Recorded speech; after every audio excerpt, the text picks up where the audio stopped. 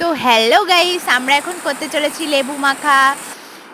তো এর জন্য দেখো লেবুটাকে মাখা করব। ধুয়ে নিলাম ভালো করে। এবার কেটে নিয়েছি। এবার লঙ্কাগুলো সুন্দর করে ওর মধ্যে ধুয়ে দিয়ে দেব। তারপরে দিয়ে দেবো একটু লবণ, দিয়ে সুন্দর করে লবণ দিয়ে মাখা মাখা করে নেব। দেখতেই পাচ্ছ মাখা মাখা করছি। এবার জলজিরাটা দিয়ে দেব, অনেকটা পরিমাণে জলজিরাটা দেব, যেহেতু জলজিরাটা দিলে খেতে ভালো লাগবে।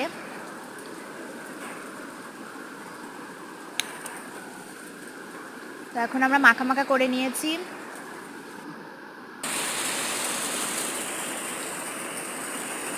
দেখো সুন্দর লাগছে। কেমন লাগছে অবশ্যই কমেন্ট করে জানাবে।